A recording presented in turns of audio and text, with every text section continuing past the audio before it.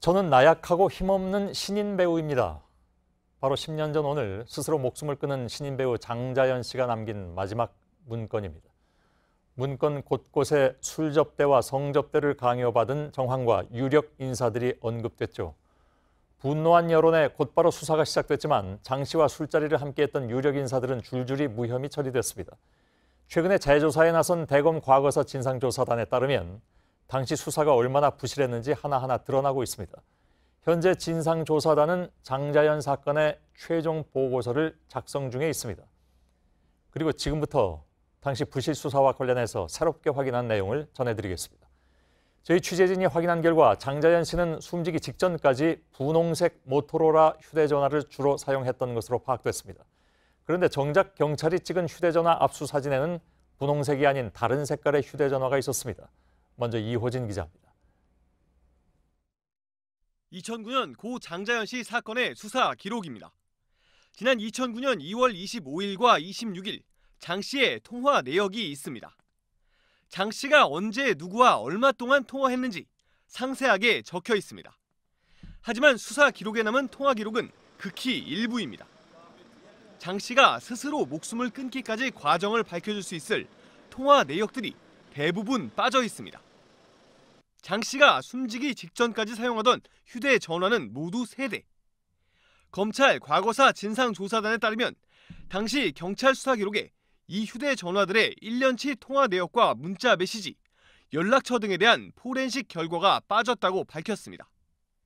특히 장 씨가 평소 주로 사용했던 휴대전화는 핑크색 모토로라 기종이었습니다. 그런데 경찰이 압수물을 찍어놓은 사진에는 핑크색 기종이 없었습니다. 당시 경찰이 압수한 휴대전화 중 모토로라 기종은 있었지만 색깔은 다르다는 겁니다. 장 씨가 문건에서 유력 인사들을 접대해야 했다고 밝힌 시기는 2008년부터 2009년 초.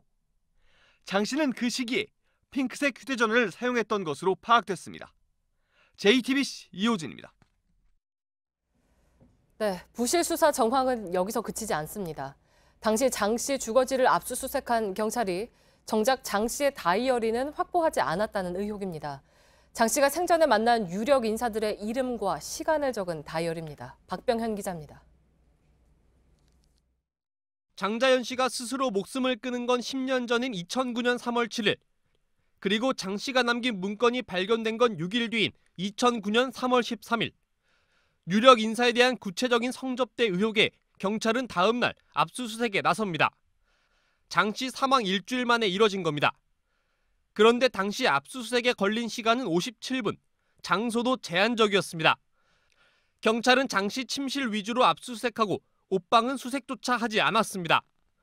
재조사에 나선 검찰 진상조사단은 지난해 10월 장 씨가 평소 메모하는 걸 좋아해 수첩과 메모장이 많았지만 경찰은 다이어리 한 건과 메모장 한 건만 압수했다고 지적했습니다. JTBC 취재 결과 경찰이 놓친 다이어리 중에는 PC 만남 등 재계와 언론계 유력 인사로 추정되는 명단이 적혀있던 것으로 파악됐습니다. 특히 장 씨는 해당 이름 옆에 만난 시간도 구체적으로 적었던 것으로 알려졌습니다. 장 씨가 숨지기 직전 언제 누구를 만났는지 알 수 있었던 핵심 증거를 확보하지 못한 겁니다. 진상조사단은 경찰의 초기 수사가 왜 부실했는지 등에 대한 최종 보고서를 조만간 발표할 예정입니다. JTBC 박병현입니다.